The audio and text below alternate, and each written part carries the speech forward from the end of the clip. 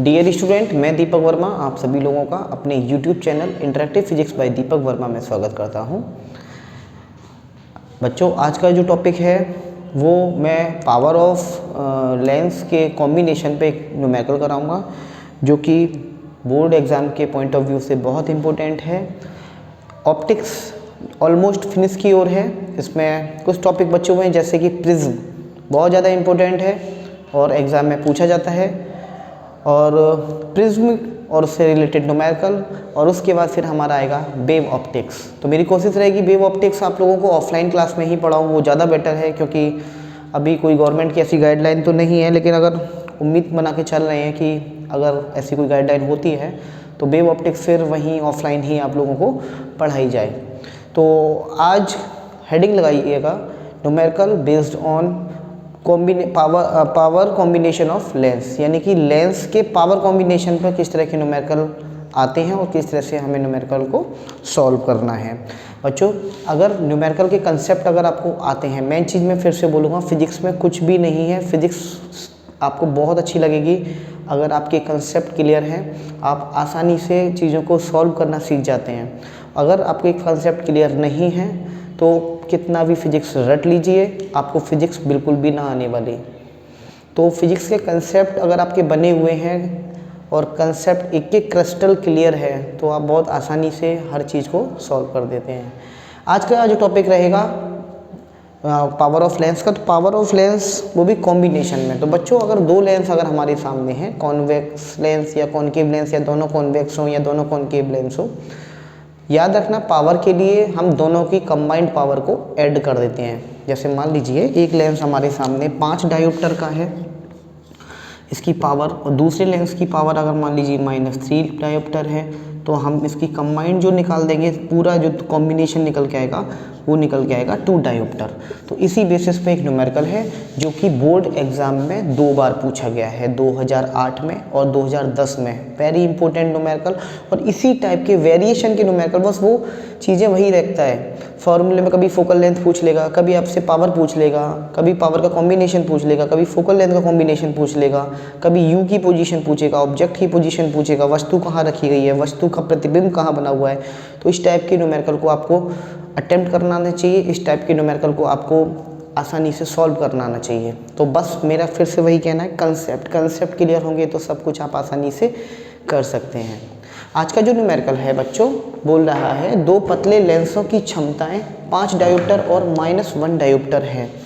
तो बच्चों, यहाँ पर हमें किस तरह से करना होगा, 2 पतले लेंसों की क्षमताएं, ये लीजिए एक पतला लेंस ये रहा और इसी के कॉन्टैक्ट में एक और लेंस रखा हुआ है, ठीक है। अब ये बोल रहा है कि दोनों की क्षमता जो दे रहा है 5 डायोप्टर और -1 डायोप्टर है। अभी जाहिर सी बात है, एक अगर कॉन्वेक्स है तो दूसरा कॉनकेव रहेगा, नहीं तो आपको डायग्राम बनाने की भी ज़रूरत नहीं है। आपको पता है लेंसों की क्षमताएं दे रहा है आपके सामने, यानी कि P1 ये कितना दे रहा है, +5 डायोप्टर, डी का मतलब होता है डायोप्टर, और P2 = दे रहा है -1 डायोप्टर।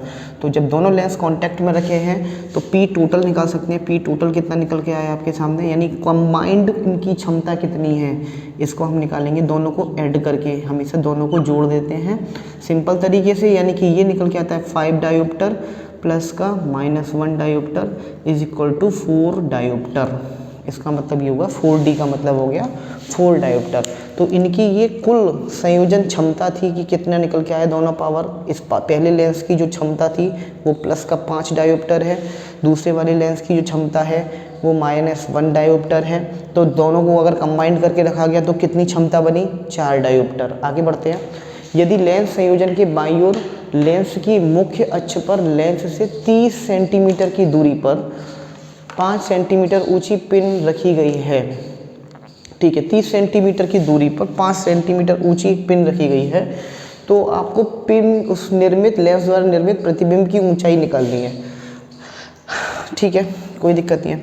बच्चों, यहाँ से फॉर्मूला सिंपल है, आपको जो ऑब्जेक्ट की पोजीशन है, यानी कि आपके सामने जो H1 दे रहा है, हाइट दे रहा है पिन की, वो दे रहा है 5 सेंटीमीटर, ठीक है, और उसकी पोजीशन दे रहा है U1 जो दे रहा है वो बोल रहा है 30 सेंटीमीटर दूर, यानी कि मैं बोलूँगा -30 सेंटीमीटर। अब बच्चों ये बताओ, ये ऑब्जेक्ट जो रखा हुआ है, जो लेंस का कॉम्बिनेशन है है ना, इस लेंस के ऊपर ही रखा गया है। अब ये मैंने एक लेंस मान लिया 4 डायोप्टर का, ये लीजिए इसके ऊपर रखा गया, इसीलिए ये पॉजिटिव लिया गया है। U1 माइनस क्यों ले रहा हूँ, क्योंकि मैं ऑप्टिकल सेंटर से पीछे की ओर हट रहा हूँ, इसका मतलब ये हो गया 30 सेंटीमीटर। अब मुझे एग्जैक्ट पोजीशन V बताना है एक तो, और उसकी H2 हाइट बतानी है। ठीक है, चलिए करते हैं इस न्यूमेरिकल को। तो इस न्यूमेरिकल को किस तरह से करा जाएगा, इस न्यूमेरिकल के लिए सबसे पहले आपको पूरे पर्टिकुलर लेंस की ना आपको फोकल लेंथ निकालनी होगी। तो आप जानते हैं P इज इक्वल टू होता है 1/f, है ना। P आपके सामने 4 डायोप्टर है, इज इक्वल टू 1/f, यानी कि f इज इक्वल टू आ गया 1/4। अब फोकल लेंथ देखो आप मीटर में निकालेंगे, ये चीज़ तो मीटर में आ गई, लेकिन मैंने बताया था यहाँ पर सारी चीज़ें सेंटीमीटर में, तो इजीली आपके लिए क्या पड़ेगा, अगर आप मल्टीप्लाई बाय 100 कर देते हैं तो ये निकल के आता है 25 सेंटीमीटर। तो फोकल लेंथ निकल के आई 25 सेंटीमीटर। कंसेप्ट क्लियर होना चाहिए, आप आसानी से कर सकते हैं। क्यों मैंने 25 सेंटीमीटर रखा, कल मैंने बताया था पावर हमेशा मीटर में रहती है, तो ये 4 डायोप्टर जो निकल के आया है, तो 4 पावर मीटर में नहीं, पावर तो डायोप्टर में रहेगी। जो फोकल लेंथ जब हम पावर के टर्म्स में निकालते हैं तब हम मीटर में लेंगे। तो यहाँ पर हमने फोकल लेंथ अगर हमने निकाला था तो ये मीटर में ही था, लेकिन मैंने 100 का मल्टीप्लाई क्यों किया है यहाँ पर सेंटीमीटर में कन्वर्ट करने के लिए। अब बच्चों आपके सामने सिंपल से न्यूमेरिकल सिंपल सा कंसेप्ट है। आपको पता है लेंस का फॉर्मूला क्या रहता है, बेसिक फॉर्मूला है 1/v minus 1/u is equal to 1/f। 1/v पूछा है आपसे, माइनस का 1/u कितना है, ये लीजिए माइनस का 30 इज इक्वल टू 1/f कितना है 25। अब यहाँ से आपको सॉल्व करना पड़ेगा 1/v इज इक्वल टू 1/25 और माइनस का 1/30, क्योंकि ये माइनस माइनस कैंसिल आउट हो गया, ये प्लस का बनेगा, उधर जाके ये माइनस का हो जाएगा। अब आपको करना कुछ नहीं है, यहाँ पर 25 और 30 का एलसीएम लेना होगा। 25 और 30 का एलसीएम लीजिए, 25 30, बहुत से बच्चों को एलसीएम लेना भी ना आता। 5 5 25, 5 6 एंड 5 6 30, 5 यानी 150 इसका एलसीएम आएगा, यानी 6 माइनस 5 इज इक्वल टू ये बनेगा 1/150।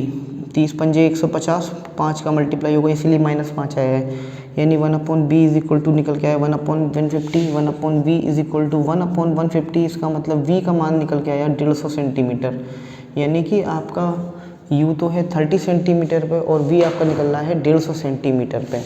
तो इसका मतलब ऑब्जेक्ट की जो इमेज है उसकी डिस्टेंस आपकी प्लस में निकल के आ रही है 150 सेंटीमीटर। अब आपको प्रतिबिंब की ऊंचाई बतानी है तो कैसे बताएंगे, आपके सामने फॉर्मूला एक ही है, m is equal to h2/h1 equal to v/u।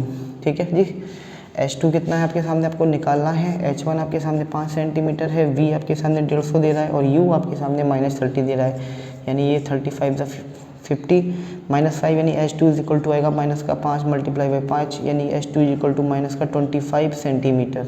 तो बच्चों h2 की जो वैल्यू आएगी वो आएगी माइनस के 25 सेंटीमीटर। कहने का मतलब ये है कि ऑब्जेक्ट की इमेज की जो हाइट आ रही है, ये h2 क्या होता है, h2 रहता है बच्चों ऑब्जेक्ट की जो वस्तु है उसकी जो छाया बन रही है, प्रतिबिंब बन रहा है, उसकी ऊंचाई।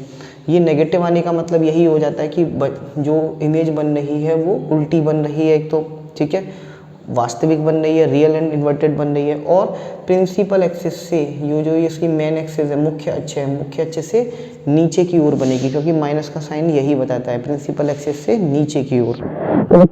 तो किसी भी तरह का बच्चों की कुछ क्वेरी थी कि सर न्यूमेरिकल थोड़ा सा और वेरिएशन करा दीजिए, तो मैं वेरिएशन के लिए न्यूमेरिकल लेके आया हूँ, और भी कई सारे न्यूमेरिकल हैं। तो वीडियो के थ्रू पूरी कोशिश तो यही रहेगी कवर हो जब तक, लेकिन आप लोग मेहनत कीजिएगा, मेहनत से आप लोग सब कुछ पा सकते हैं।